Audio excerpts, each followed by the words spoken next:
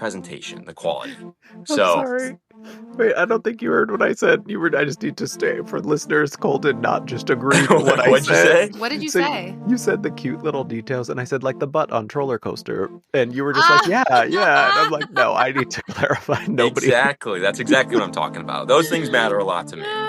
Yes.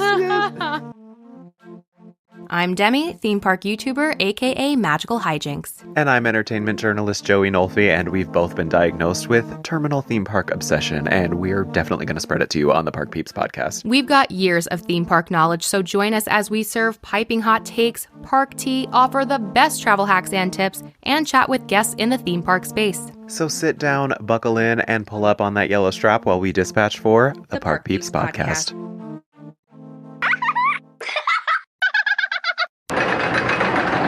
Hello, dear listeners, and welcome back to the Park Peeps podcast, where today we are on a spiritual mission.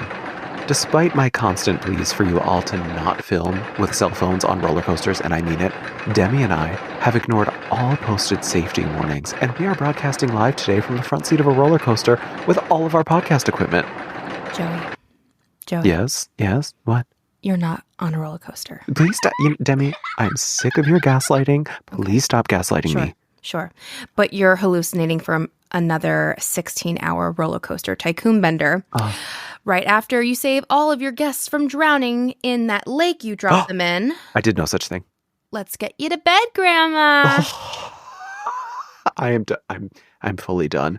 This is Jeremy's spirit coming into me for all of the old jokes you made at him. All the old jokes I made about Jeremy, our honorary third, which we do have to clarify, by the way. Yes. Jeremy is our honorary third, and he will be popping in throughout the seasons. He will not be on every single episode because that woman is traveling all over the country. Who the hell knows where she is right now? But she will be popping in whenever it suits her as our honorary beloved third. Yes. But now that I have stepped my soft and supple little dough foot back onto the ground, I can confirm I have indeed been hallucinating about the fantasy of roller coasters that raised me. And to help bring us down to earth even more for an episode on the best and worst new roller coasters of 2025, we do have an interview with a very special guest and roller coaster expert coming up. While Joey resets his computer and also his life, please make sure you're following us at Park Peeps Pod on socials, all of them. Joey at Joey Nolfi and me, Demi, at Magical Hijinks. That's Hijinx. Rate and comment on Spotify, Apple, and wherever you get your podcasts. And please subscribe to our Substack, parkpeepspodcast.substack.com, for extra tea, bonus content, and more each week. Now, our next guest, you have definitely seen his work online, probably one of his hardcore coaster enthusiast amusement park videos or social clips from his travels around the world to ride the most sought after coasters on the planet. And you might even be rocking one of his United States of Amusement shirts while you listen to this episode. So here to break down the best and worst new roller coasters of the year, please welcome Cole from ParkPros. Welcome, Cole. What's up, guys? Thank you so much for having me. It's great to be here.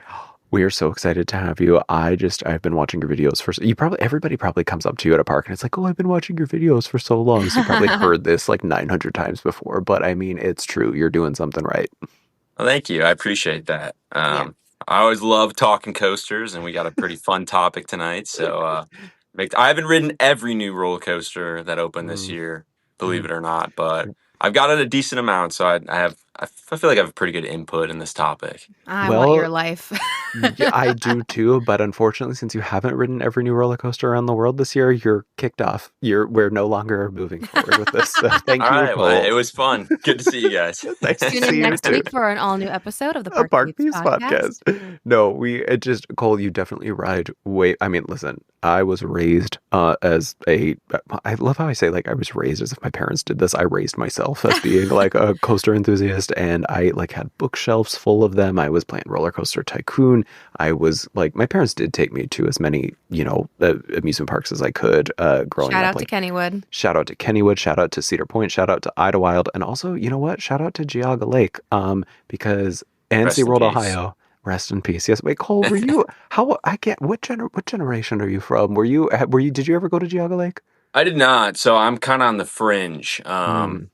I was born in 96. I don't know, like kind of millennial, kind of Gen Z. That's kind of why I think that's why the TikTok thing has worked so well for me, is because I'm on the cusp of both generations. But Just Feel draw that. power from both.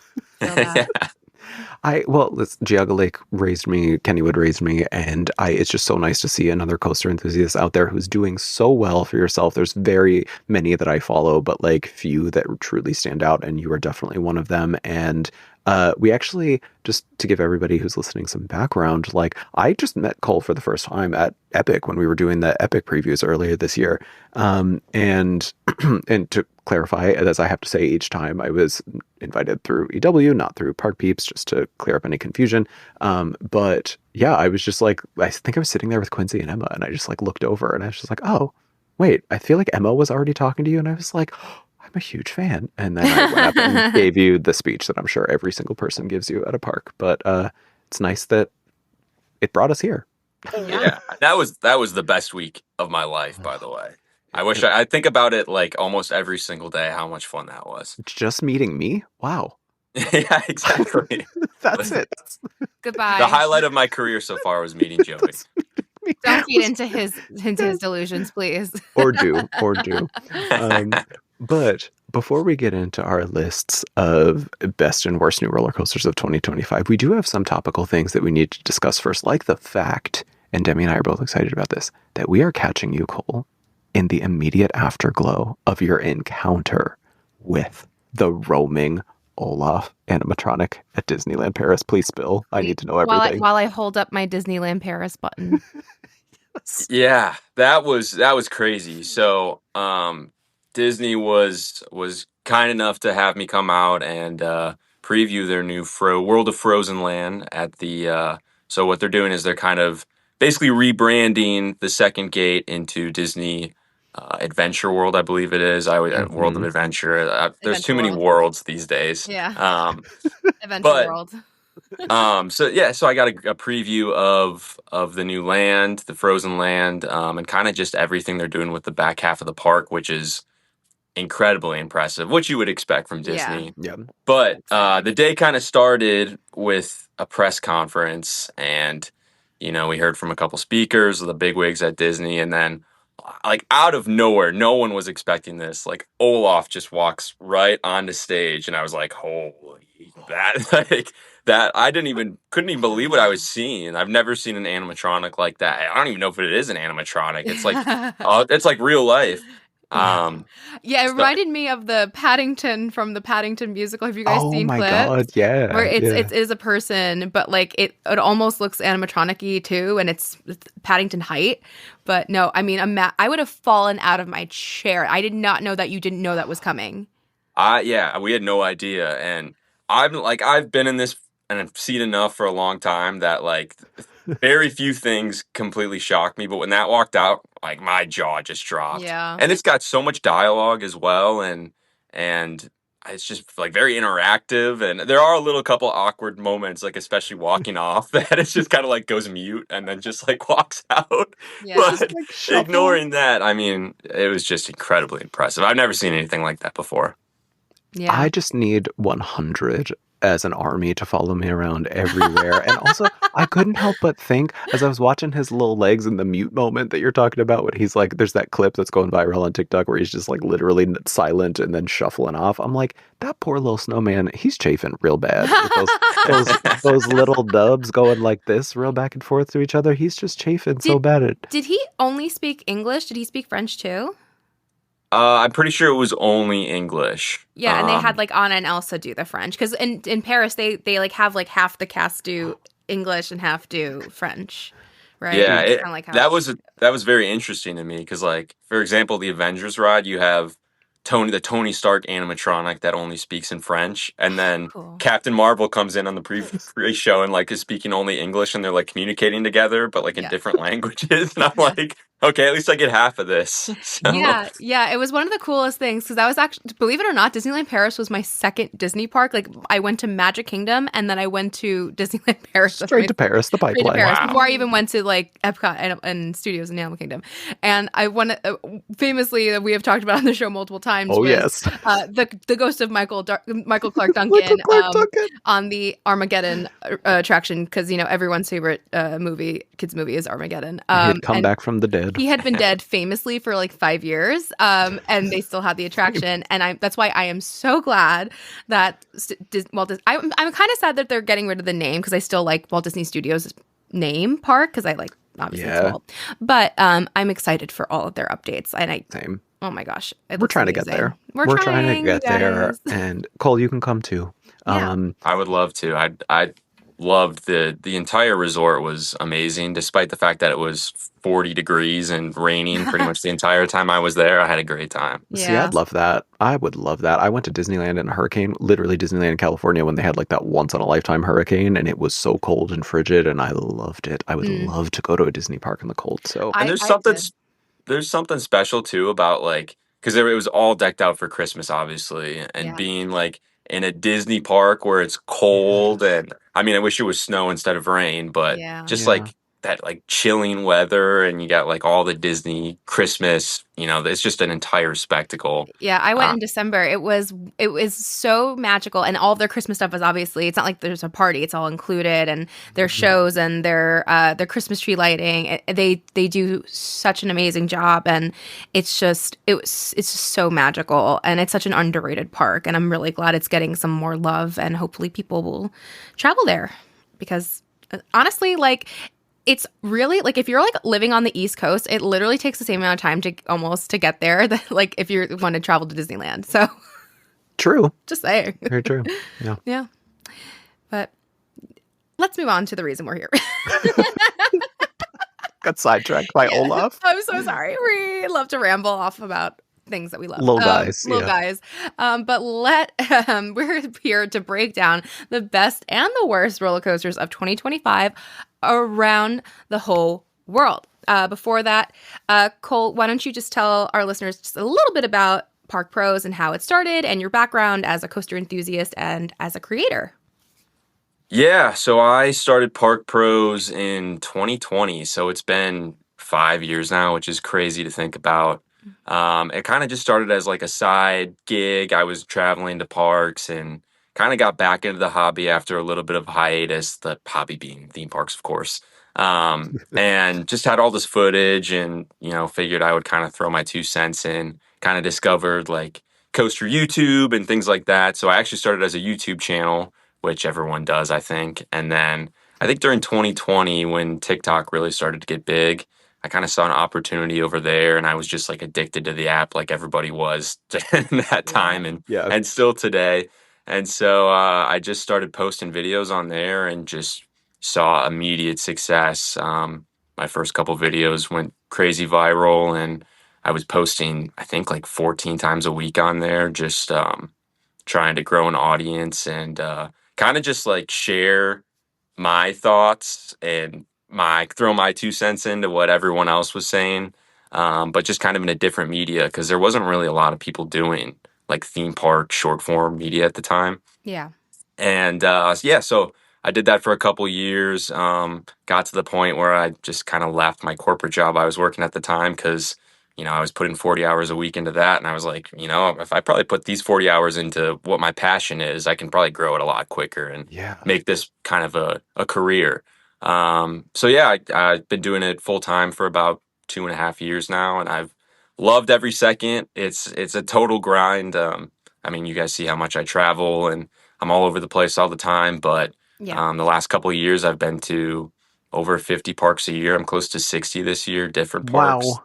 So I'm in a theme park a lot, but I think that's the part I really love about it. I mean, not so much. I do love making content and videos and kind of like sharing and putting together a nice product. But at the end of the day, I love being in the parks. I love talking about this stuff. That's where my passion really is. So Yeah. it's been an interesting couple of years for sure, as it's kind of grown and evolved. And like we mentioned before, kind of being able to attend, Epic Universe as a creator Yes. was kind of I would say the peak of what I've been doing so far. But it's been fun to see the page grow and evolve into different things, and just being able to, make what I love my full-time job. So it's been a blessing for sure. And now you're a Getty king because you got that Getty image. don't you? I do. I got the Getty image at Epic Universe. Yeah, now that's like my profile picture on everything. Yeah. As soon as I saw that, I was like, Getty King confirmed. That's when you know you've made it, when you get that Getty image. But And I yeah. worked hard for that too, because it was 90 degrees that entire week we were there. I showed up in my Oh my sport God. jacket, Yes, you my did. my nice shirt, my khaki or my Sure nice did. dress pants, and Hmm. I was sweating in that park for about 3 hours before that picture was taken. But I knew Getty was going to be there, and I was like, I really want to get a Chasing sweet that Getty Getty. picture. So it paid off in the end. It really did. And when we were, I feel like I remember that because that was the red carpet day, and or the blue carpet they were Blue calling it. carpet. And I had to work the blue carpet. I was interviewing the people who were coming down the carpet, and I purposely did not wear a jacket. I only wore a tank top and pants, and I almost passed out. I was dying. But then when I saw everybody who was in my groups earlier walking down, and like there was multiple people that had jackets on, and I saw you and I was like, oh my God, I was like, he looks good, but he is dying. I know he is dying. So trooper, we just need a round of applause. A It round was of worth applause. it. It was worth all Hmm. the sweat for those 3 hours before the sun went down. Well, yes, Epic has claimed our sweat and our happy tears and just so much. So yeah, very much worth it. But let's get into this. Let's get into talking about some of the best and worst coasters of 2025. And full disclosure, we just have to say to everybody, technically, the new Six Flags Qiddiya Park is opening. What is it, like the last week of December? So the world's tallest and fastest coaster, which Falcon's Flight, which technically will open this year, is not obviously not going to be on this list, nor are any of the other sure to be amazing coasters at that park. Unless, Cole, you have gotten a secret access to ride them so I far. have not yet, no. And I'm not going to include that on my year-end rankings either because it's just the park's not open yet. Yeah, Like Yeah. yeah, yeah. It's I an mean, interesting time to open. it's probably Kappa. I mean, maybe New Year's is like a bigger celebration over there than it is here. I Can't think it's imagine. more so they said it was going to open in 2025. They are dead set on it opening sometime in 2025. That's literally all I keep saying about like the Tropics of America and Disney. It's like, oh, it says opening in like 2026 and or like 2027. I'm like, well, 2027 goes all the way to December. December So 31st. Yeah. good luck, So everybody. Six Flags Exactly. kicking it off. That coaster does look insane though. Those test videos that I've been seeing, and the sounds are getting me so pumped up for that. But I don't believe I will be traveling there. But that's a different conversation for a different day. All right. So we should go. Let's start with the best, Cole. We'll go 5 to 1. We'll count down into opposite order. Yeah. And then Demi and I have also written, which, well, I don't want you to spoil our list because Cole, just everybody listening, Cole did not tell us his list beforehand, so we have no idea what he's going to say here. So I'm sure Demi and I have maybe written some of them. Yeah. So unless Cole just has no taste whatsoever, which I'm not. Unless like we just like totally missed out somehow on Yeah. on some of these. There's at least one I feel like that At we'll share. One, yeah. Yeah. All right, Cole, what's your number 5? So, just to start, I kind of want to just preface this by like what my criteria is because Oh, that's I a good feel idea. like Yeah. I feel like over the years my taste in roller coasters has kind of evolved from strictly like what's the best like coaster experience. Like for a long time it was like the RMCs because they have the full package, they're the most intense, they have the most airtime, things like that. But as my kind of like coaster palette has evolved over the years and I've gotten to visit a bunch of different parks and um, different types of attractions, I think there's some things that like to me are more important in like the overall experience.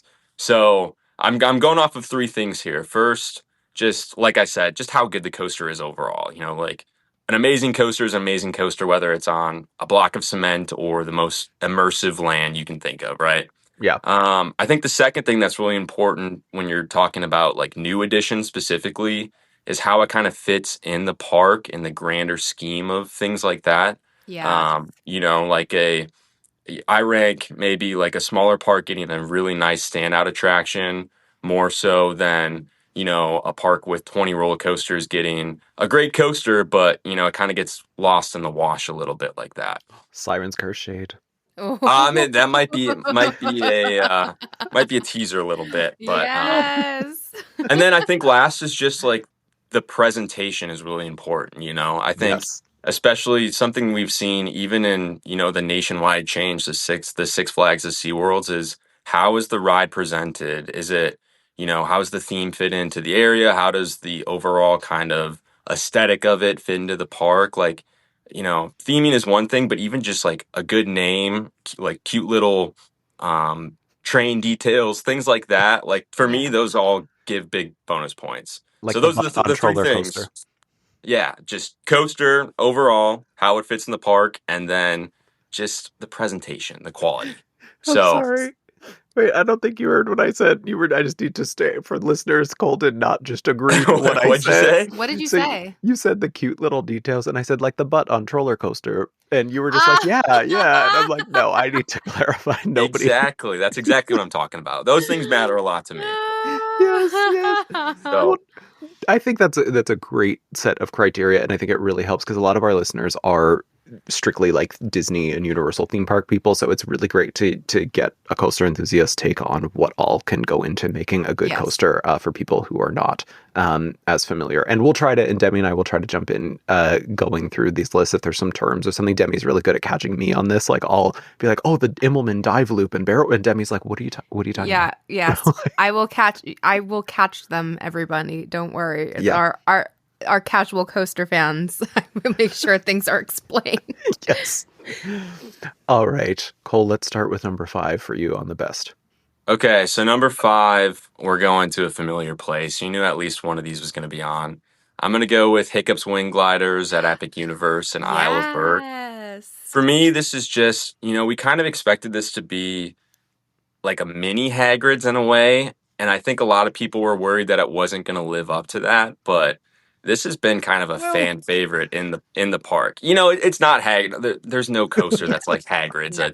a $300 million just experience. But I think this is really the lifeblood of Isle of Berk, which to me is probably the most fun land to be in all of Epic. World. I'm supposed to say world. Oh That's yeah, their the world, terminology. World. portal world.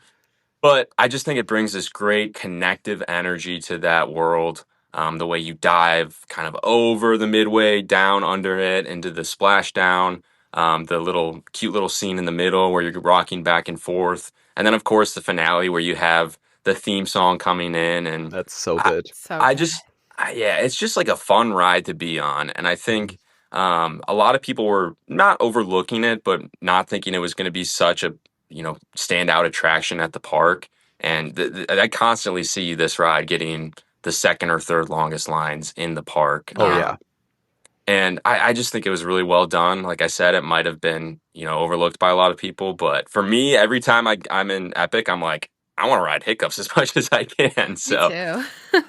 I love that you had this experience with it. It seems like everybody, Demi, I know you like it as Yeah. well. Quincy really liked it. No, but Quincy had the issue. I was gonna just Yeah. ask Cole if Cole also had this issue because Cole, you are very tall, and did you have an issue? I'm not gonna lead you. Did you have any sort of restraint notes?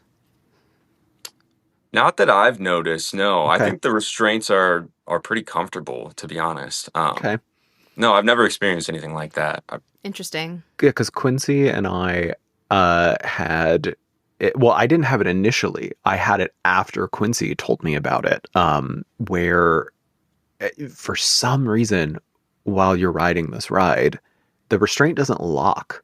And when you're, especially after you're coming out of the, or you're diving under the water and then going into that really powerful helix after you're coming out of the water, the restraint will push down in a way that it becomes almost painful and like cuts off circulation from that point to the end of the ride. And it didn't happen to me at first, but it happened to me when I went back to Epic in September. It happened to me. So Did it happen to somebody else too? Was it Jeremy? yeah, no, it was Michael. Oh, right. Michael does this. He was telling us it happened to him as well. That's so, right. Well, great. Um, Now I'm gonna notice that next time I go, and the ride's gonna be sorry, ruined for No, me. no, sorry. So, it wasn't Michael. Michael, Oh no, no, it wasn't no. Michael. You're right, it wasn't It Michael. was somebody else tall. Yeah, who the hell else was it? I Oh well, forget. we'll figure It it. might have been Jeremy, actually. I think it might have been Jeremy. Or Matt. It was uh Uh, Matt had anyway, the issue. Yeah, we're getting off we're topic. getting off But topic. We love to get off topic here. I think it's listen, I like it. I will say it is not my number two coaster at the park. Um and wow. I won't spoil because I feel like if you're anything like others, my number two might actually be on your worst of the year list. But I will get to that. We'll Well, cross that bridge when I we get to it. I love hiccups. I think it is like what I remember looking at the model of Epic Universe and being like, oh, they're just doing like, this looks like a random little nothing kid family coaster. I'm sure it'll be fine. And it's so fun. I love, but also Universal is so good at doing storied coasters.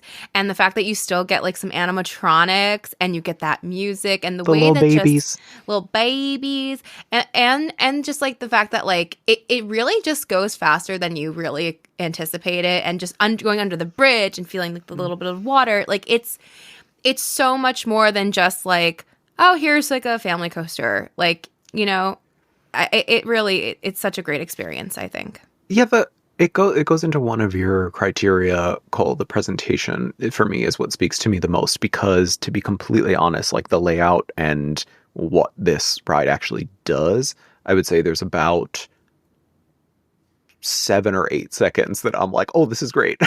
Like, which is when you dive under the water and then you come up into that really forceful helix. That's the only part of the ride that I think is standout from like an actual physical sensation uh, point of view, but everything else is like firing on all cylinders. I love the soundtrack. I love the station. I don't like the queue. But the part with the little babies and the little launch, the 2-part launch, I think it's just, and when you actually, okay, I lied. I like when you, after that second launch and you go through the, risers too. I really like that part when the music swells, and it's just, that part's really great. And But I think it just perfectly captures that feeling that it's meant to have, which is just like you're gliding on a mechanical dragon, right? Like yeah. Mm-hmm. I think that's the biggest strength of the ride is just, Hmm. you know, it's not, like you said, not the most intense, not the most, insane coaster, even in the park, but just that it's just a feel good ride. Yeah. Like you come off that and you're like, oh, I didn't mind waiting for that. That was fun. Yeah. It totally encapsulates, I think, also everything that Epic's trying to do and does really, really, really well is really, really fun physical sensation rides. Like the ride is not boring to me, but it's for a kid, I imagine that this would be a really fun intermediate coaster between something smaller and something bigger. But pairing that with, or I shouldn't say just what Epic does, what Universal does really well is taking rides that Disney would never have a roller coaster like this out in the open, unless you're Michael Eisner cutting costs in California Adventure. But they would never really do something like this, but Universal does it, and it doesn't feel distracting in a way. Like people always talk about sight lines and like how you can see the supports, and you could say at Universal, like it doesn't matter. Velocicoaster, Hulk, Hagrid's, even you can really see the track a lot from the pathways at Hagrid's. It's like it doesn't matter. You're telling a great story. The ride is a really great experience, and it is just like a shining example of what Universal does and does so well. They maintain the really immersive theming while just making a really hell of a fun ride. So I think it's a solid choice for sure. Mm-hmm. Absolutely. All right, let's move on to number 4. So my number 4 is actually the only European coaster on this list, and maybe wasn't the one people thought was going to be like the standout. There were a few this year I didn't get to in Europe, but this one I really enjoyed, and this kind of goes back to the presentation aspect of the criteria as well as the fit, I think. And this is Mechalodon at Wallaby, Belgium, outside Oh of yeah, Brussels. I I want know to you ride guys are this gonna like. so bad. So this ride is a kind of a prototype, I guess, family coaster from the manufacturer Gerstlauer, who's kind of known for building more like compact, tight, intense rides. But this one is kind of like just your classic family coaster, a trend that we've been seeing over the last couple of years that Vekoma has kind of really brought into the forefront with rides like Big Bear Mountain. And this one I think is just so fun. Again, I love the front car where you have like this mechanical A shark little looking. shark. The trains are just gorgeous. And again, it kind of fits into that Hiccups kind of vibe where it doesn't do anything special, but it's really long, it's really smooth, it's really fun, and the Mm. presentation is just fantastic. So, what they did is they took the center area of the park and kind of transformed the entire thing into Dock World, it's called. So, kind of like a nautical theme. And this is, I guess, fitting into that with that like mechanical shark vibe. But I love the presentation of it. You're kind of diving around. You have helixes that go through water. You're kind of diving around dock feeling structures, things like that. It's got some really cool art around the queue and things like that. And again, this park I've actually visited last year while this was kind of in the construction phase, and it really took that back section of the park and turned it into a very like atmospheric place where it was kind of missing that before. Mm-hmm. And so Yeah. I think the fit in the park having something like that, and I'm just like a just disclaimer as you can kind of tell, I'm just a sucker for like really smooth, fun family coasters. And I love this trend in the industry right now where every park's like, we got to build a coaster that launches a bunch of times that Yes. has a 39-inch height requirement so everyone can ride. And Yeah. it's equally as fun for kids as it is for adults. I think this Mm-hmm. is a really positive trend in the industry. Yeah, That is like, I so agree. And I pulled this up, and it's really, first of all, pretty. And just like the surrounding of the coaster, of this, like all these docks and the it looks boats, and beautiful. it's beautiful. It really feels like you're like in Jaws.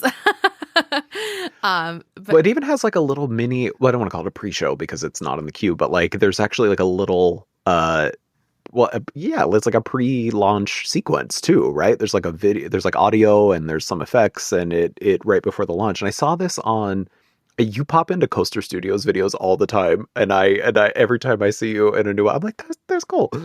But I saw their video that they did from their trip report, and I remember being like, oh my God, like if only every Yeah. park could do this with their family coasters, this would make me so much more excited about it, because I am so terrified that Kennywood's next coaster is going to be something like this, and I really don't want it to be. But I shouldn't say not like, if it was like this, yes, I would be all about it. But like, I just don't want it to be something like, I don't know, like Big Bear didn't really do anything for me at Dollywood, and I'm just kind of like, ugh, I don't like this.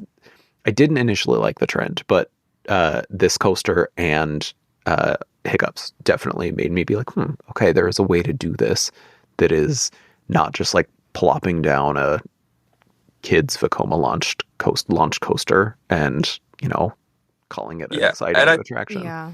I think that's why this is on my list, is because everything around it was just so well done. The ride looks amazing, like you said, Demi. It rides amazing. It's very inclusive to, the entire family, and it really kind of transformed really what was really an eyesore area of the park into just like a really pleasant area with a lot of greenery, a lot of atmosphere with this new ride, and like I said in my criteria, like fit into the park is a big thing. I love when parks, you know, take a couple gap years and add something like this, which is the total package. You have the theming, you have the experience, you have the entire area surrounding it, rather than just plopping down, like you said, a Vekoma family coaster and like that's it. It makes a big difference in the Yeah. entire park and the ride experience as well.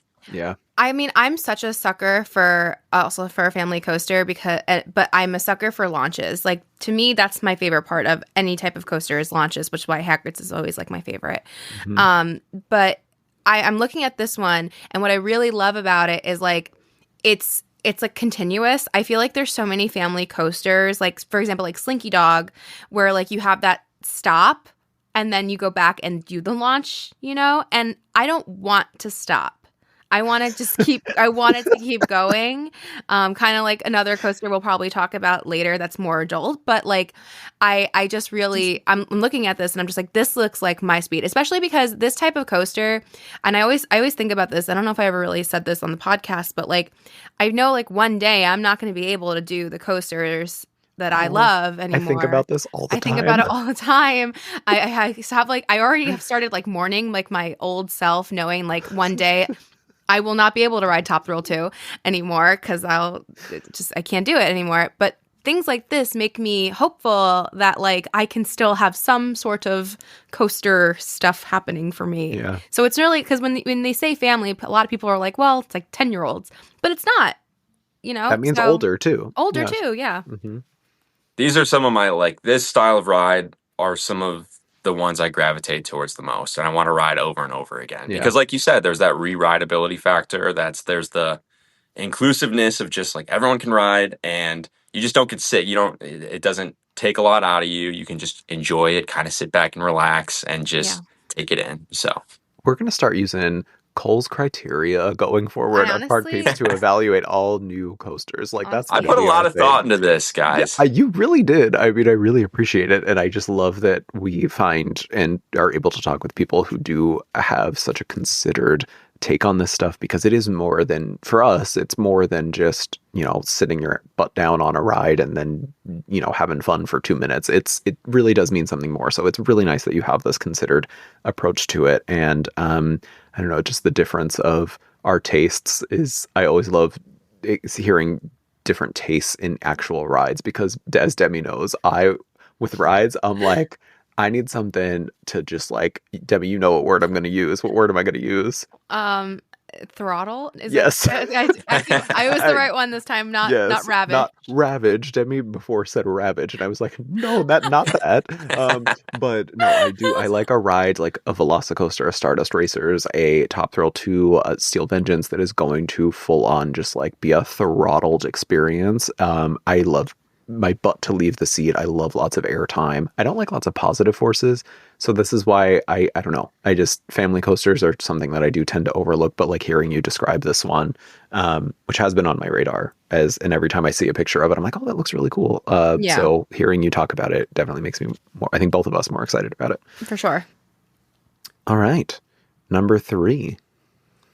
Number 3, we kind of alluded to it before, but I'm gonna go with Siren's Curse at Cedar Point. Yes. So I'm sure you guys know this, but this ride has had like such a tumultuous history from when it was manufactured to Oh, where it yes. ended up. Oh, yeah. Originally was meant for Energylandia in Poland as one of their, many Vekomas that they have at the park. Um, 900 Vacomas. Can we yeah, so explain to everyone what a Vekoma is? Oh, Cole, take it away. so Vekoma is they're a Dutch roller coaster manufacturer, kind of notorious for in the 90s and early 2000s building pretty rough and horrible rides. Oh, yeah. Oh, The okay. the SLC, which it means Oh, suspended looping coaster, is a pretty notorious model that you see all over the world, as well as the Boomerang, which is maybe one of the most populous coaster models ever built. I'm sure yeah. everyone that's listening has ridden one of those. And they don't even But know it. within the last decade or so, the manufacturer has gone through a pretty impressive transformation and is now building some of the most smooth, enjoyable, and kind of ambitious rides out there. And have Okay. really, this kind of started in Europe and overseas to a certain extent. And within the last 2 or 3 years, we've seen it come to the United States, this manufacturer, a little bit more frequently with things like Big Bear Mountain, which we mentioned before.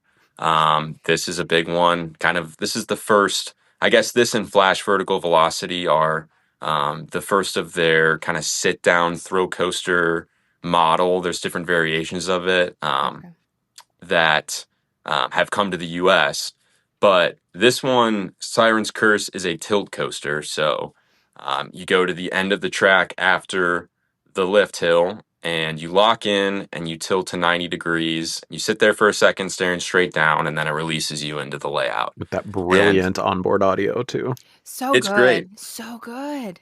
So, like I said, this was originally supposed to go to Energylandia in Poland. Then it was moved to Mexico City and was supposed to go to Six Flags Mexico. And Mhm. then, sometime after the merger between Cedar Fair and Six Flags last year, they decided to send this really great attraction to Cedar Point, which the Didn't rich need get it. richer, I guess. Yeah. And I think for a lot Literally of that. people, they were kind of like, well, why is this going to Cedar Point when you have all these chains within, or all these parks within the chain, that this would be maybe like the top dog in the park or like the number two coaster in the park. But I think when you see what they did with the theming and kind of like the lake, the spooky lake vibe that it gives off, and like Yeah. you said, the onboard audio, and this is really the first maybe coaster this century that Cedar Point has put a lot of effort into theming. Yeah. It's not like a Disney or Universal level, but Mm-mm. I mean, you get the vibe of the ride when you're going through the queue. It kind of winds throughout the It's entire great. thing. Yeah. Yeah, it's almost like haunted harbor warehousey vibes. Yeah. Um, and I think the ride itself, like, really stands out in the park. Like I said, these rides are really smooth, and it kind of adds that element of rewritability in a park that has Yeah. some of the most intense and taxing roller coasters in the world, I would say, with Yeah. Yeah. Top Thrill 2 and Steel Vengeance and rides of that nature. And The for me, throttlers. this is firmly like a top five ride in the entire park at Cedar Point, which has the best coaster lineup in the world. So Yeah. It was I our think number 5 It was our number 5 in in our our ranking. official ranking. Yeah, we did I I still have trauma from that episode. I know you do. So do I, though.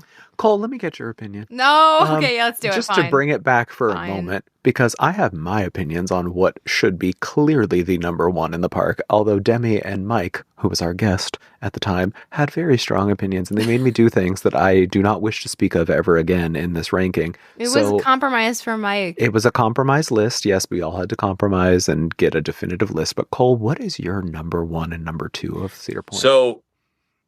So for a long time, Steel Vengeance was my number one roller coaster in the world for many, probably 5 years. My top in the park now is Top Thrill 2. Yes! Vindicated! Once again! Ha ha ha! Joseph Nofi! Ha ha ha ha ha ha! I am, for the second episode in a row, Demi, the woman is too stunned to speak.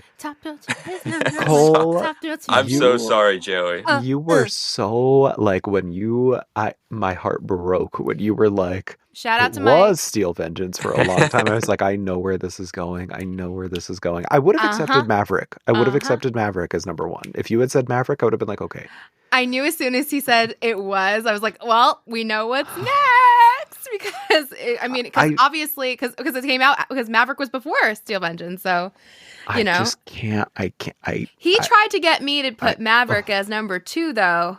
And I think we were right, because we had it was Top Thrill, Steel Vengeance, then Maverick, right?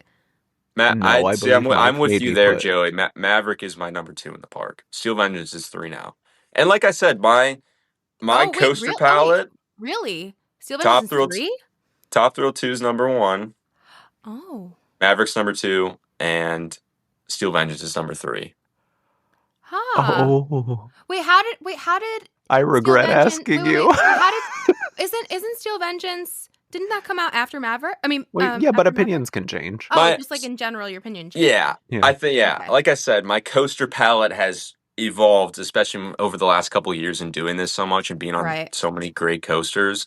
Steel Vengeance it's an incredible ride, but it's one that I get off of and I'm like, I don't know if I can do that again, because it just kicks your so much. And I know that's kind of the core of, I think, what 90% of coaster enthusiasts, like the hardcore people, that's what they look for. They want to get off a ride and be like, wow, that just took me for a ride. And I like you feel physically exhausted. But for me, Top Thrill 2 does that, and I can ride it all day long. Me too. That's literally what we did. Mike and I marathoned it like 6 times in a row because we had Express, and we were saying to Joey, like, as much as like we loved Steel Vengeance, like, and it's an incredible coaster, and we love Maverick too. Like, there's one ride that we just wanted to keep going on too. Like, had different experiences on with each ride. We tried like different seats and we tried different sides, and we went like it was really, but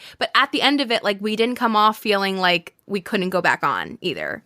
So I Well, feel I so hope you all vindicated. enjoy your little Mechalodon and your Hiccup swing glider. I will be over there getting throttled by Steel Vengeance. Okay, I still love Steel Vengeance.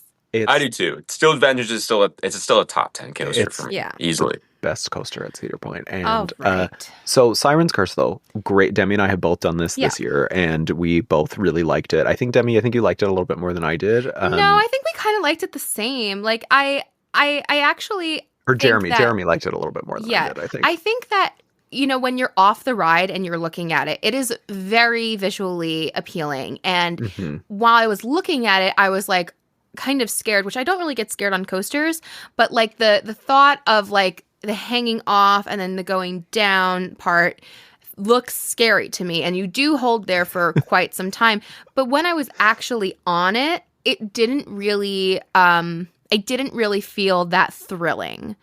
Like, I mean, there was some thrill, but it didn't really give me the the full 90. It almost felt very similar to like a dive coaster in a sense. And we were at the very back row. So, and we only had to do it the one time. So maybe everyone keeps telling me that we were in the right seat to feel the most thrill.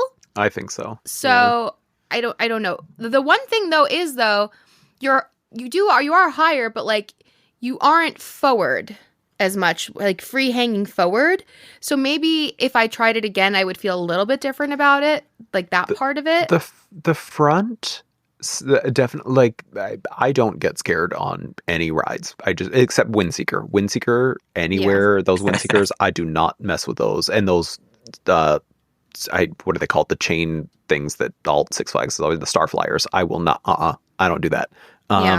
But this in the front seat the first time made me a little nervous. I'm not gonna lie, like, because I think in the front seat is the only seat that you really do get that full scope of the fact that, oh, as Stacy says in the Disney video, Demi, there doesn't seem to be any track. And that is unsettling. But the back, I think, this is definitely a back row ride for me. Cole, what do you think? Do you think it's a front or back seat ride? I would say back. I think like a big critique of these new Vekomas is they are like so well engineered that you don't feel a lot of like the traditional forces that you get on some of like the old Intamins or the RMCs, right? Yeah. Just because the engineering is just so to a T. But a very kind of pleasantly surprising aspect of this ride for me was that like drop point where you do release on the tilt track. I feel like that is an actual like really good gut punch moment, almost like you feel on like a drop tower, right? Yeah. And that kind of adds that like that one moment of like extreme thrill that you kind of look for in coasters like this. So that was pleasantly surprising to me. But I agree with you. I think it is a back row ride. Yeah. For sure. It's a different sensation than, I mean, a lot of people did criticize Cedar Point for also being like, you put literally a vertical drop coaster right next to your B&M dive coaster. And it's like, the drops do feel different to me. I mean, it doesn't, I am no fan of Balaguer and Mabillard, which, Demi, we've spoken about Balaguer and Mabillard many times on this pod. I don't have to re-clarify for our listeners, but I am no fan of them in 2025. I think that they are having a massive downturn over the past 10, 11, 12 years. I do like the drop on Yukon Striker a little bit more than I like the drop on Siren's Curse. But I think that's just because the Yukon Striker one is so long and so drawn out that you really do feel the free fall more than you do even on like Valraven, even though Valraven's only a little bit shorter. But this, like you're saying, I think it's because your body is already hanging there for so long and in that vertical position. Your full weight is pushed forward on this restraint. So when it releases, there's like a physical difference in like the way that your body's weight is distributed in that moment that does make it feel, like you said, more of a gut punch. And it definitely in the front, you don't get it as much as you get it in the back. When you're in that back seat, oh my God, you are free falling for so long. And it's a really great sensation. But I just feel like it kind of moved slower throughout the rest of the course than I would have liked. I remember Jeremy was at the park. He got there a day before I did, and he was filming some of the test runs and sending it to me. And we were both like, girl, is it just me or is she crawling? And I was like, no, I was like, she's crawling. She's crawling. And it warmed up a little bit, I think, on Media Day, but I think I just wish it moved through, especially that triple down. I wish it moved through that a little bit faster, but I do think this is a great ride. I really, really, really like it. Yeah. All right, Cole. Number two, two. the runner-up. Number 2, we are going to our neighbors to the north at Canada's Wonderland. Yes. We have Alpenfury. Yes. So this ride was kind of a weird one because it's built by Premier Rides, as you guys know, and they've never really done a coaster of this scale. You know, they're known for the Skyrocket 2s, rides like Skyrocket at Kennywood, the original one, as well as, you know, Icebreaker at SeaWorld. Mhm. And those rides are good, but there's always kind of like something missing a little bit. Maybe like Right. the scale of it. And they never really had a chance to be unleashed, I guess, until Alpenfury. And they did not miss their shot with this one. I think this ride I got on expecting it to be good, but not like spectacular. And I got off being like, holy crap, that's like one of the best roller coasters in the world. Yeah. And I think there's a lot of reasons for that. I think the launch is fantastic. The fact that So you good. have these LEDs next to you, kind of adding to the ambiance of it. You shoot up through the mountain every 15 minutes. There's a cycle that shoots fire like within your vicinity, which is crazy. I think the inversions are all incredibly well thought out and paced. And there's really kind of a weird dichotomy on this ride because you go through the layout so fast that the ride only lasts like 45 seconds or 50 seconds long. It's so quick. Wow. But you don't feel like it's a short ride because you're doing so much. It has what, 9 inversions? It goes all the way to the front of the park, all the way back. And you get off being like, okay, that was a pretty well-rounded ride. But then you look at a Right. POV and it's like 45 seconds Yeah. long. So I think they absolutely hit a home run with this, both Premier and Canada's Wonderland. I've always really liked Canada's Wonderland as a park. I actually just went for the first time last year, but Yeah. I've spent probably 5 days there in the past, 2 years, and Wow. this was really the one kind of thing the park was missing was that one standout, like kick you in the teeth roller coaster that you get off and you're like, Throttled, one might say. yeah, this is a ride that throttles you for sure. Yes. And in my eyes, I think having this standout like world class roller coaster really elevate. They were already one of the top dogs in the chain, but now you could make an argument that they're like number 2 or 3 behind Cedar Point. And when it comes to coaster lineups, I would argue that they are.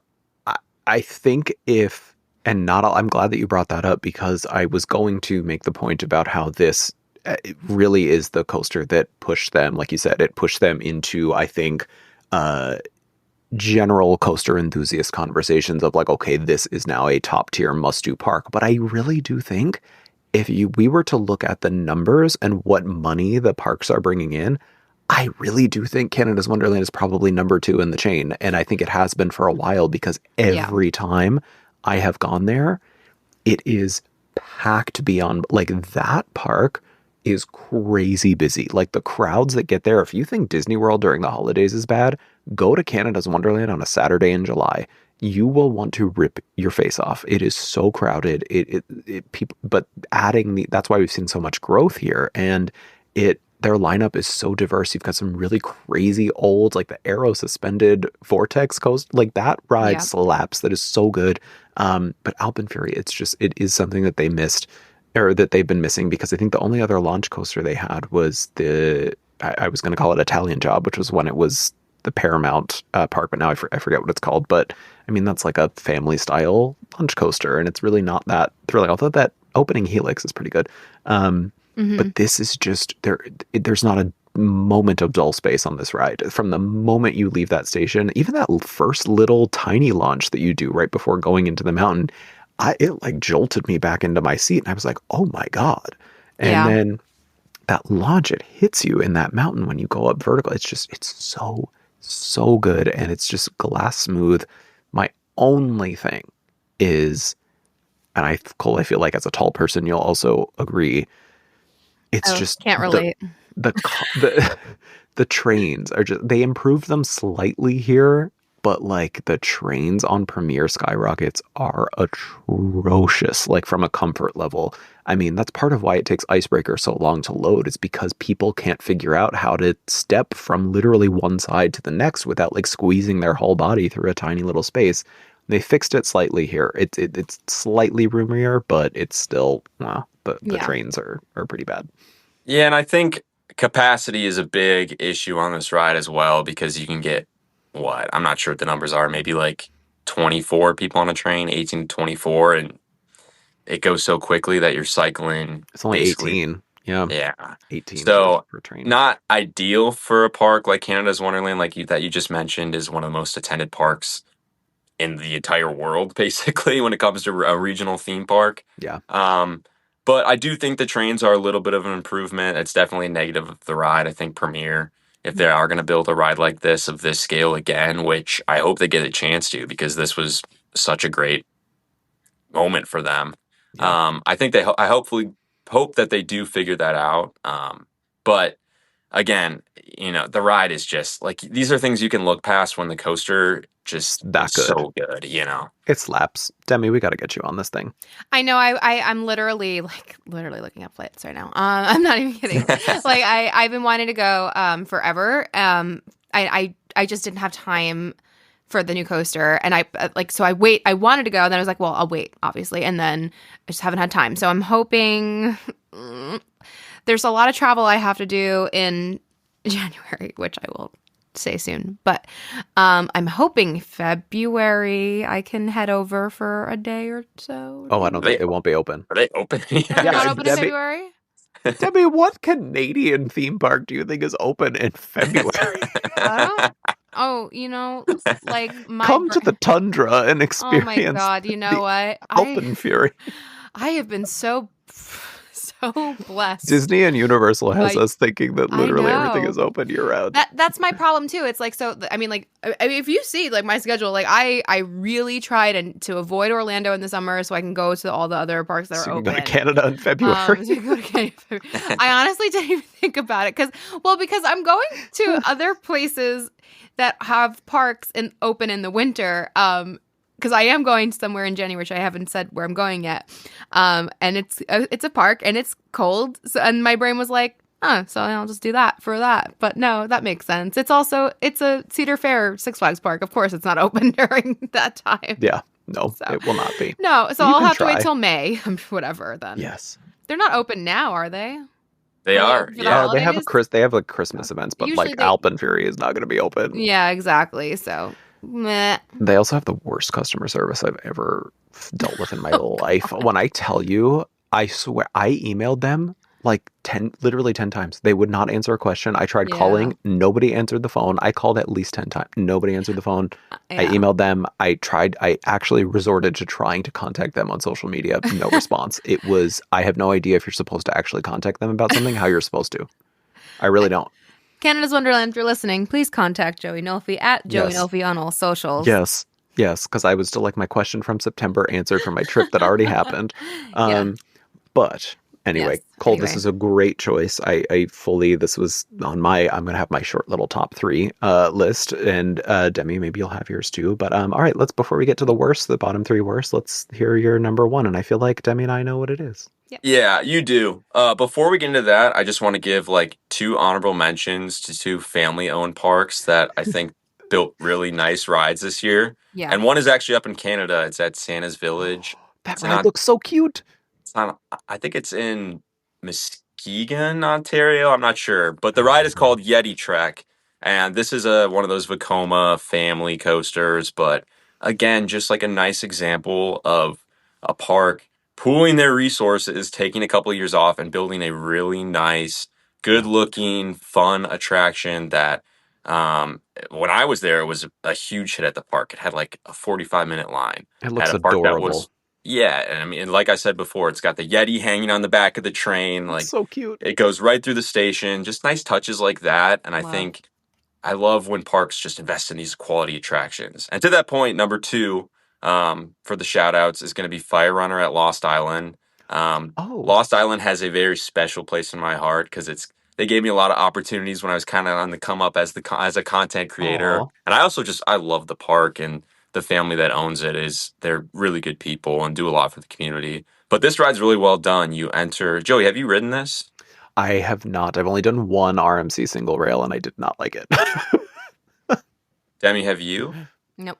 Okay. Well, basically you enter through this like molten lava tunnel for a park this size. Like I thought that was really impressive. You got like these LED lava lights, you got like this big throne that you can sit on, a nice photo op.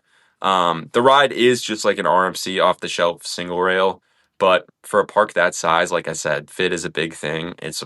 Really a standout attraction there, and it kind of creates this really nice top two in their coaster lineup for a park of that size with that and Matsugani, the Intamin launch coaster. Canonin. So, yeah.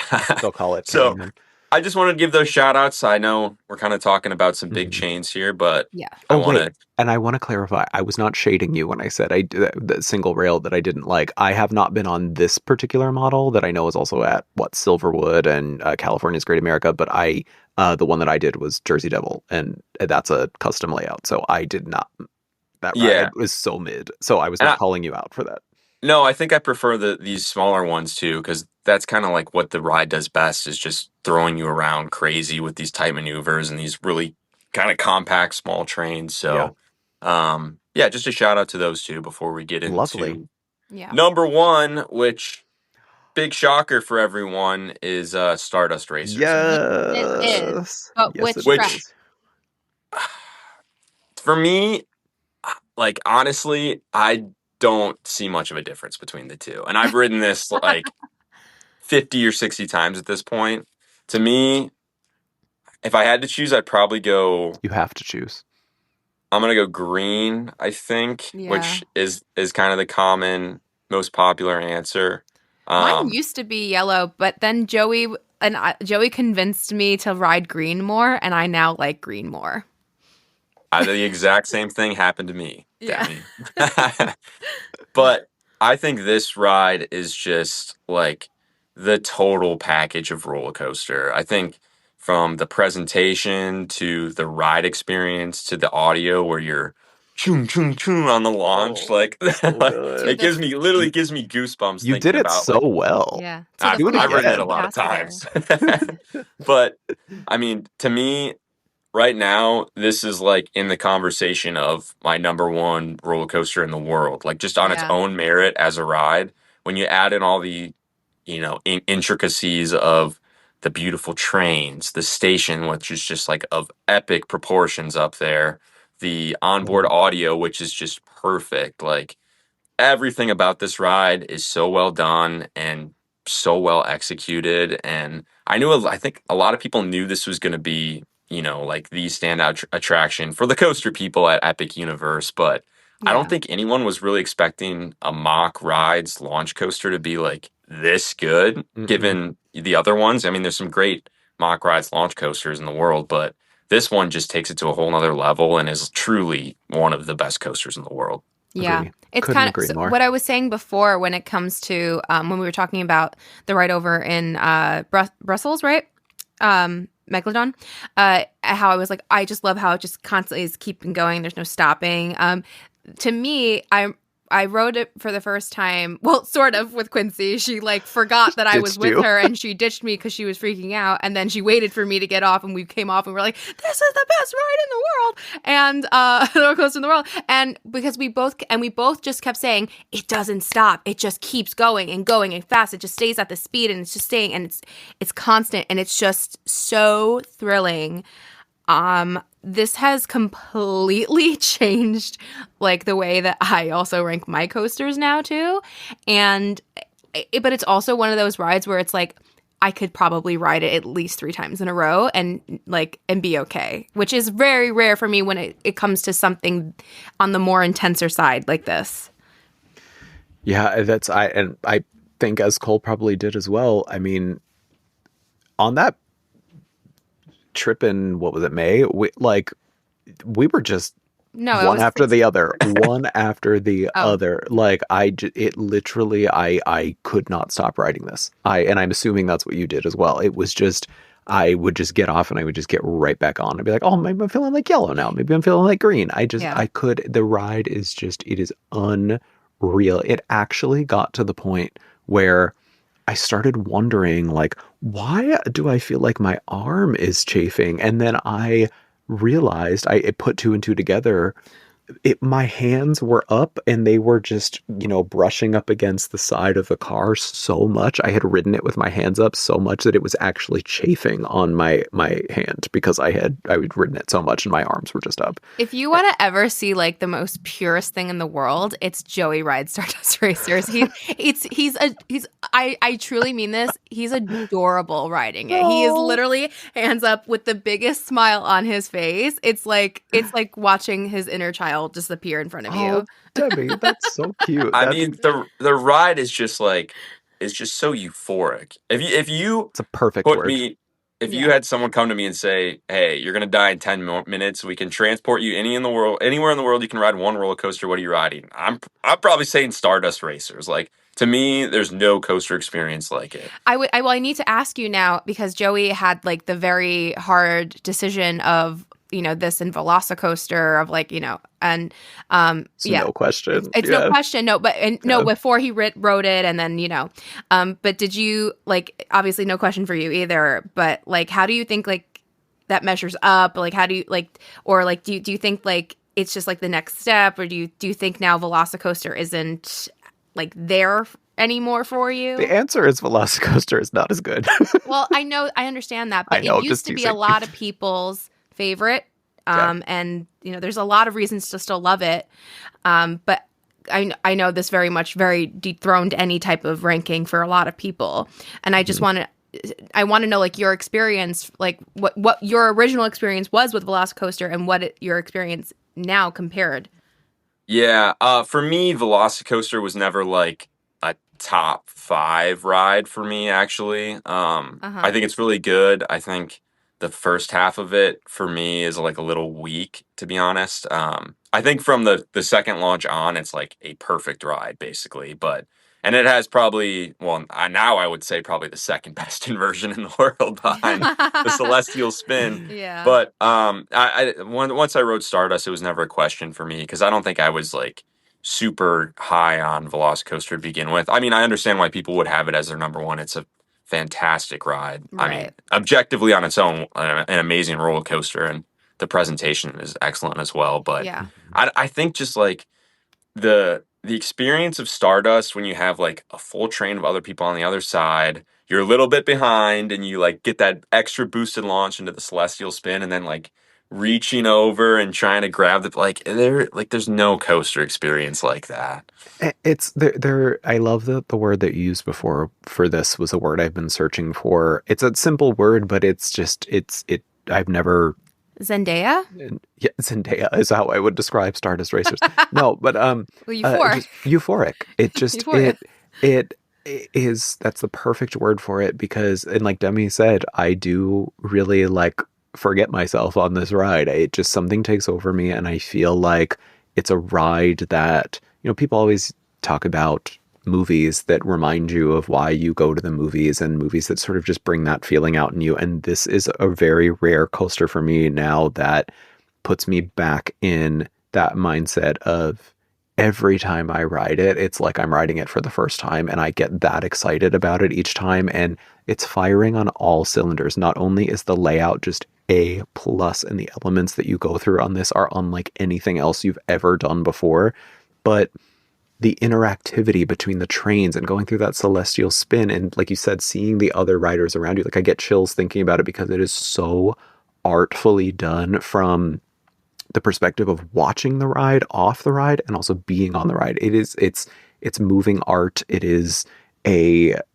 just a brilliant A+ ride, and every single second there's not a moment of wasted space on that ride, and it's just it's brilliant. It is so brilliant. It's just a masterpiece of theme park design. Like, it really is the best way to put it. Mm-hmm. Yeah, perfectly and put. Joey and I had a very special experience on it. Yes, we did. We didn't realize we had our own. Apparently, we had our own train. And we we had my husband was with us that day, and we were like, Jason, film us film us on the coaster. And we get off the coaster and he shows us, and there's nobody else on it. We're in the front us row in the front. and nobody else was on it. I cannot believe this was happening. We had no idea. Like it looked amazing. Like it's like, honestly, like it's just like the most like, there's no souvenir better than having that video of us. I know. It was my phone background for the longest time. I cherish that video and that image, and your sweet husband for taking that video I know, of we're us, like, because we're kind of like doing like, charades to him because he can't have a phone up there. And we're just like, okay, we're going. You got it? Okay. We're so excited to post it. We haven't, well, we did not post it because of things that certain happened. things that happened. I couldn't believe that. It was. We were so excited about it, and we were like, "Oh well, obviously." It was like oh God, I think it wasn't like a week before. Or no, not a week. It was maybe I see what you're saying. Yeah, it was like 2 weeks before, and we were like, "Oh, we can't post this." But so we will be posting it now. I that is one of my favorite things I've ever taken. I know. It's been in my camera roll since September. It's so good. It's so good. But yeah. Well, Cole, what a great list. I think that's a really great best list. So just quickly, let's go through your bottom three. Okay. I really don't like being negative. So a lot of these I think are just like more so like circumstantial, more so than them being like bad rides objectively. I'm going to guess two of them. Can I guess two? Yeah, go ahead. I feel like you're going to break my heart and put Curse of the Werewolf on here. That's one. But let's stop there and just talk about why. Okay. So this ride, like, if you were following like Alicia Stella, for example, and her coverage Queen of her coverage of this park opening up, like this was not a ride that was originally planned to go to Epic. It was like a last second throw in from Mock. Basically, like, okay, well, we have this spinner off the shelf. Like, we need to fill this area. I think it was supposed to be like a show or something originally. A theater show, yeah. Mm-hmm. And so you can tell, like, they didn't throw a lot of budget into, like, the theming, you know, like the end sequence when you're on the brake run is just, like, bizarre. Like, I don't even know. It's like a banner and then, like, this weird figure that has nothing to do with the ride. And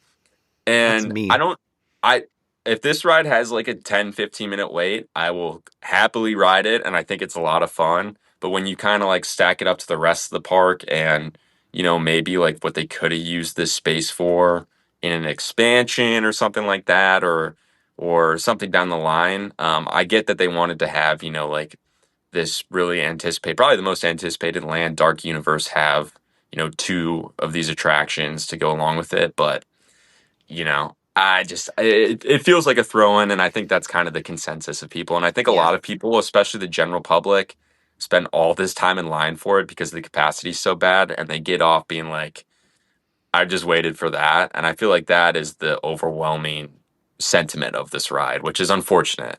I listened, our friends at FYA Pod, Ryan and Byron, just did an episode on this, and they told the funniest story where I believe it was Ryan who heard somebody behind them, a kid, when they hit the brake run, and the kid was like, "No, don't worry, there's more, we're gonna launch again." It's like, no, you're not. But I will just say, I will defend this ride to the death. I think that it's short. It is obviously very short. I think it is so fun, and I honestly think it might be that I've gotten lucky literally every single time I've ridden it maybe 6 or 7 times. Every single time I have spun like crazy, and it's always been in the back row. I've spun like crazy, and I just think it's so fun. The transitions are so whippy in the back. I hate that word whippy whenever enthusiasts use the word whippy, but I just used it. But I don't know. I love looking at the werewolf up in there. I just think I love it. I think it's fun. I mean, I don't even see the werewolf. And if you're the other way, you don't really see him. And he doesn't like, does he even do anything? He's just, they're on both sides now.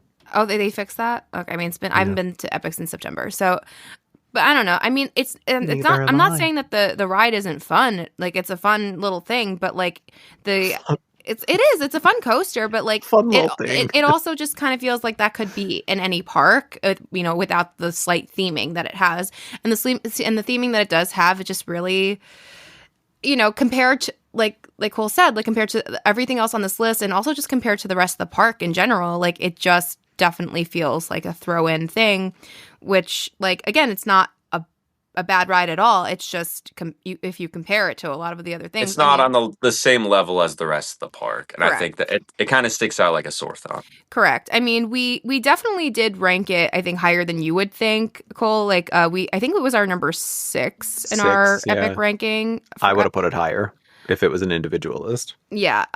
But that's also because, I mean, and we'll probably talk about the other things soon, but we just have we had a lot of other issues with some things. Yeah, I don't know. Wait, Cole is this the last we'll be hearing from about Epic? Yeah, this is the last one on the list. Really? Okay. Minecart Madness is not on here? No, I like Minecart Madness. No. Like, for top 3 worst, no way. Oh, that's my worst of the year. It's my worst of the year. Really? Okay. Oh my god, I hate that ride. It's so uncomfortable. We took my husband on his first time. We went with him together, and he's riding shaking all over the place, and goes, "What were they thinking when they designed this?" I just think it's just, and I've said it 900 times, and I'll say it to you, Cole, probably for the first time, but there's something about it where, like, I enjoy the jerkiness of an old, like the Thunderbolt Jackrabbit at Kennywood. Love that. Love the old jerky feeling. Thunderhead at Dollywood. Yes. Love that, even though that one's newish, 20 years old. Like, I love the rattliness of it. This just feels like there's something wrong. It doesn't feel like, oh, it's herky-jerky because it's a minecart ride. No, it feels like there's something off with the alignment and the way that the wheels attach to the track and the booms. It feels like there's something off with the engineering, and it just is deeply uncomfortable. Doing a very tiny little dip and S-turn in that indoor section should not make me move the way that it does. And there's something off with that ride, and I don't know if it's fixable. So yeah, I don't know. It'll be interesting to see how that ride ages, and if there's technology that comes out that can maybe, like, because I think the biggest disappointment for me is you don't really, like, actually get the effect of the ride where you feel like you're actually jumping. Like, you can see the arm below you the whole time. So I think that was a little bit of a disappointment, but I think for me, like, the theming around it is so well done. That's like one of my favorite areas of the park. Just like me too. The jungly music and like the bongo drum. Like, I love being in Donkey Kong Country. So I think maybe that's kind of why I like it, but the whole criteria. Yeah, but I mean, I was gonna say, like, it really. I was so excited for this expansion because I call it an expansion because in my head, like, I've been to Japan and to Hollywood, which had the original park, right? And so I was so excited to finally do Donkey Kong, and you get in the land, and it's so beautiful, and it's massive, and the music, and it's just the theming is top tier, and I was so excited for this ride. Like, you have no idea. And then I was like, and then they push you down a hill in a shopping cart. Oh no!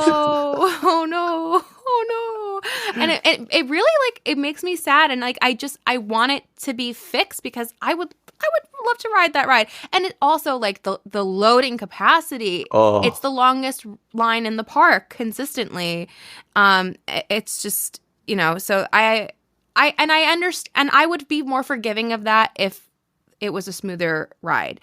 And I can still say there could be smoothness with also making you feel like tilting and doing those minecart feelings without the way that, like, Seven Dwarfs Mine Train did it. Correct. Yeah. Mm-hmm. So yeah, that it's definitely for us. We've talked about this multiple times on this podcast. Yes, Joey and I, definitely least favorite of the year. Yeah. Well, I think those are all fair points. I mean, I just think the ride is so unique, and maybe I have more of a tolerance to, like, I mean, I love the old, like, Aero coasters, and it kind of feels like that to me a little bit. But yeah. Yeah, well, I mean, to each their own. Yeah. This is a no judgment. Well, no, it actually is a partially judgment. Okay, so 2 and 1 for your worst. Okay, are you gonna guess my other one, or was that your guess? I feel like that was one of my guesses. But I guess my third guess would have been, I feel like Rapterra is going to be on here. I actually did not ride Rapterra this year, so it's not on my list. Oh, okay. Where is Rapterra, Joey? It's at Kings Dominion in Virginia. Oh, right. But on a similar note, I hate to say this because this is my home park where I grew up. and maybe it's because I hold it to like a higher standard and I want the best for it, but I'm going to put Wrath of Rakshasa on here at Six Flags Great Interesting. America, the dive coaster. I just think the dive coaster is a gimmick that's a little bit played out. And Oh, if you're not thank going to do it you.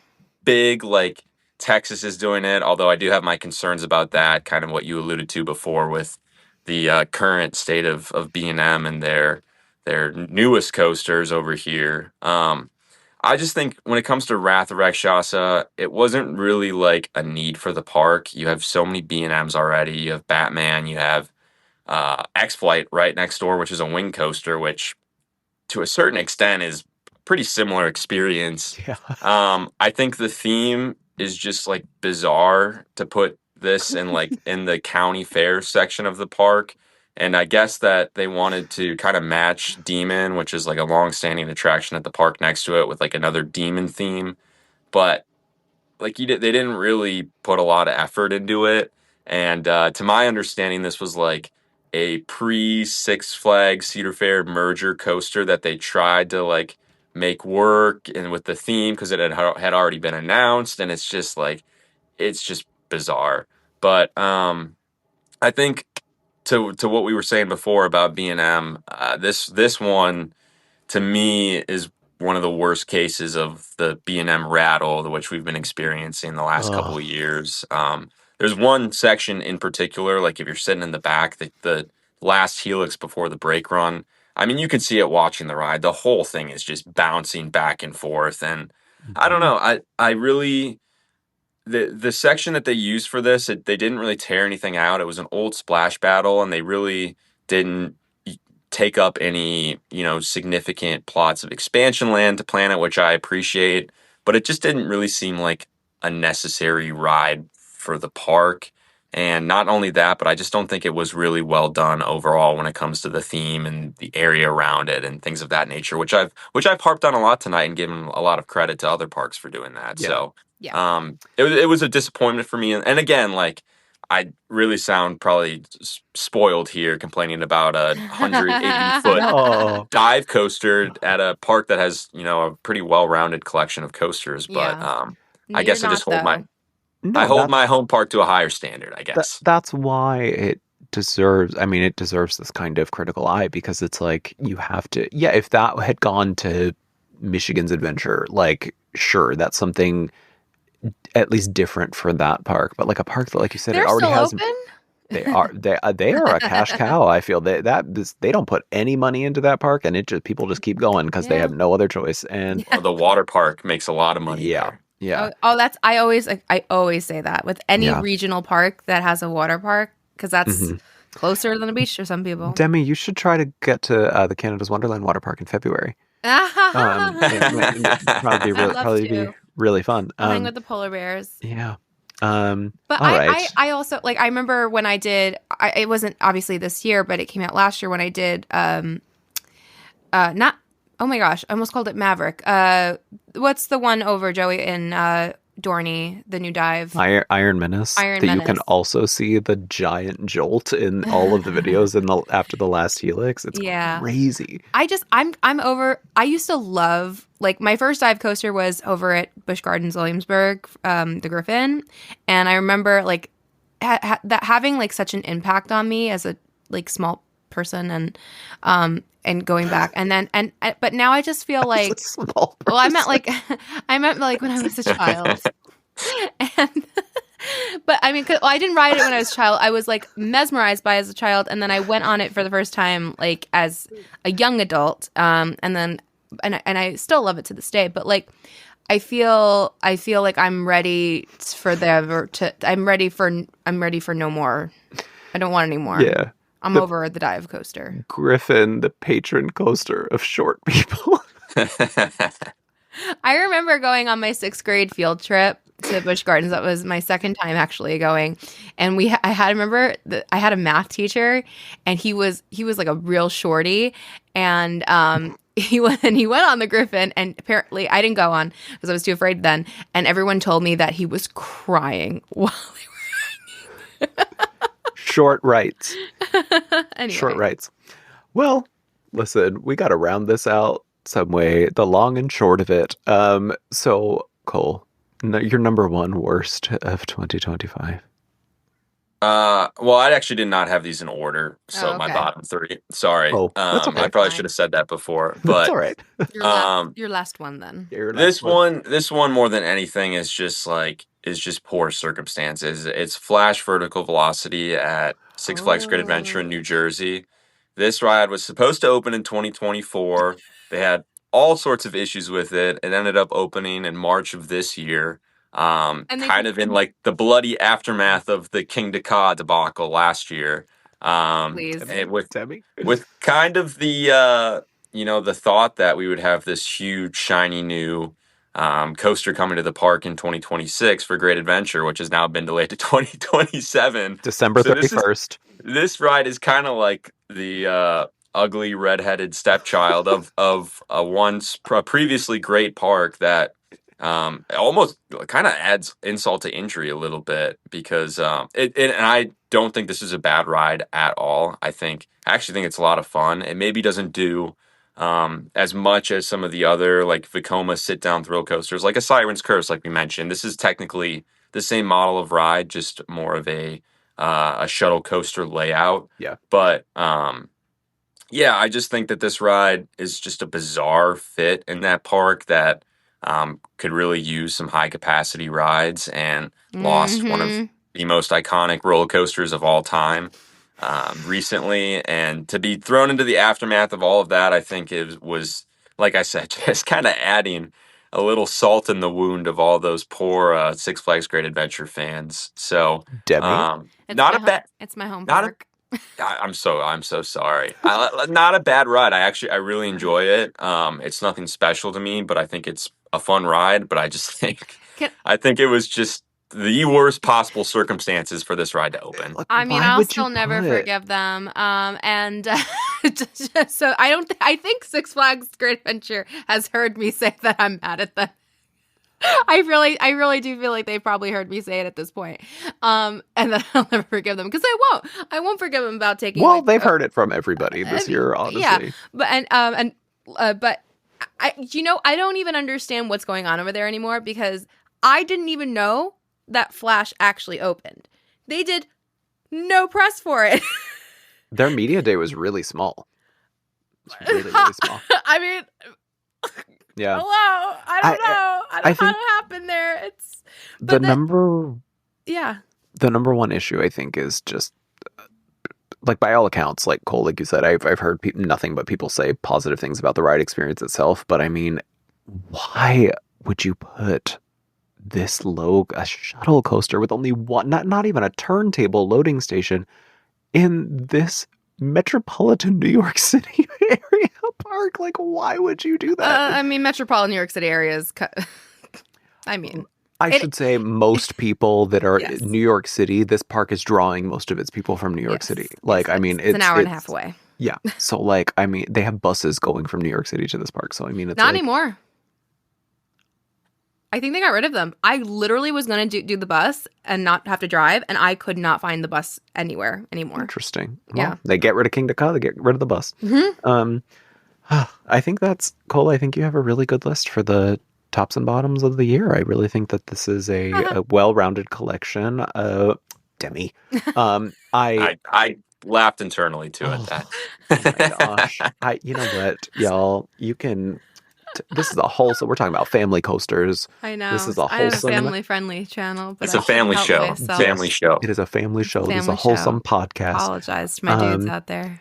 Well, I just think briefly, Cole, because we have gone, I didn't realize we've been How- almost 90 minutes. Yeah, This is so seriously. long, but if you could just quickly, which roller coasters do you think you're most looking forward to in 2026 around the world? That's a great question because I have not done a ton of homework on that. That's I mean, okay. I think Falcon's Flight is the most intriguing coaster project we've had in Oh, yeah. 2-3 decades.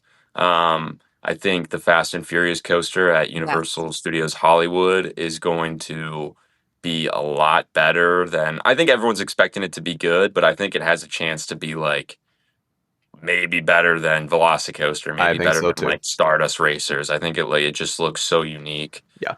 Yep. I think those are the two that really stand out, both internationally and domestically. But I want to hear your guys' top three for this year because you mentioned it briefly, and Oh, I think I Demi was and I might have the top, or no, because you didn't ride one of mine in I my didn't get top to three. ride Alpenfury. I mean, Yeah. it probably would have been. So, I mean, for me, unfortunately, for new, it was really only the three at Epic and Sirens. But you know what? I don't really care. I'm going to throw this in because it was barely open in 2024 and Top Thrill 2. Only a That's handful fair. of people got to ride it.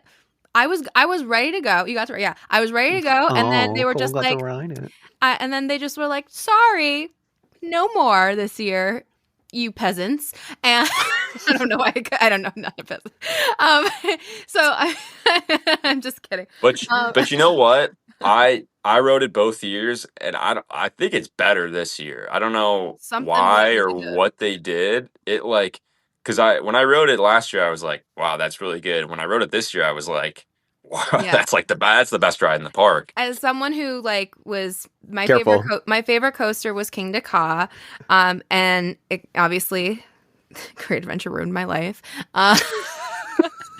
But now, honestly, like I don't know if I could ever go back to doing King Ka, having done Top Thrill 2. I would just feel like something's missing the entire time, Yeah. and like all I am thinking about is when can I go back to Top Thrill 2? And as much, and I say this with so much love of the love I have of Stardust Racers, I would still rather ride Top Thrill 2 because I know Joey hates me for that, but to me, like I'm a person that loves just incredible speed, and that's my thing on coasters. And while of course you get incredible speed on Stardust Racers, for the speed honestly that you get because you get to go backwards and that height that you get to be so insanely high and just linger like that, there's nothing more thrilling to me than that experience, and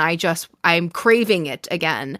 So I would put that as my number one if we're counting it, and I am counting it, and then I would put Stardust and then Hiccups. Okay. I would go Alpenfury at number 3, Sirens at no. I'd go Sirens number 3, Alpenfury number 2, and then Stardust at 1. Yeah.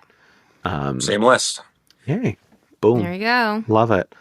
Well, I mean, this is a really, really lovely discussion, Cole. Thank you so much for doing this. And Yes, thank everybody, you so much. please make sure, I mean, you're probably already following him already, but like, I mean, go check out all of his stuff. And the United States of Amusement, like, I mean, the shirts, the merch, just make sure, go Shop just small.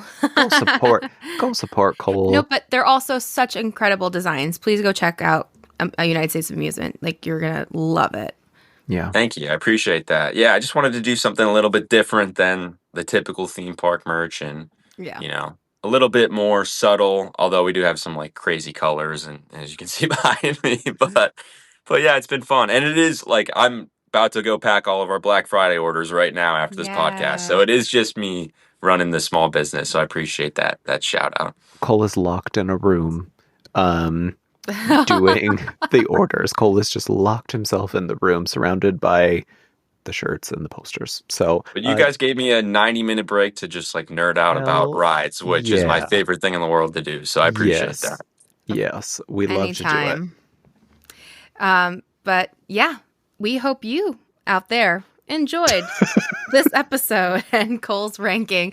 Please make sure to check out, again, United States Amusement and ParkPros on all socials, YouTube, all of it.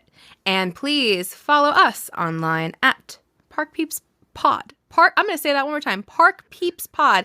You know how I do with my P's. Not great. ParkPros, ParkPeepsPod. ParkPros and ParkPeepsPod. And what? We're almost the same. ParkPros, ParkPeeps. I just realized Similar. that. Very Wow. similar. Wow. That alliteration. Anyway, follow us there, all socials, and rate us and subscribe wherever you get your podcasts. Leave us a comment and subscribe to ParkPeepsPodcast.substack.com. to stay in the magic even longer. And stay tuned next week for another all-new episode with another amazing guest. And maybe not next week. I think we're going on our Christmas break. Are we going on a Christmas break? We might be going on our Christmas break. I guess we'll all have to find out. We are either going on a Christmas break or we are going to have a huge episode. A huge episode with very special guests, TBD. TBD. Yes, but just make sure you keep up with us on socials. That at Magical Hijinks, HIJI, and YouTube. All the stuff. This is the worst outro we have ever done. It's fine. And follow me at Joey Nolfi, as Demi once said, spelled Nolfi. So, until then, thank you, Cole. Thank you, everybody, Cole. for listening. Goodbye. Bye-bye.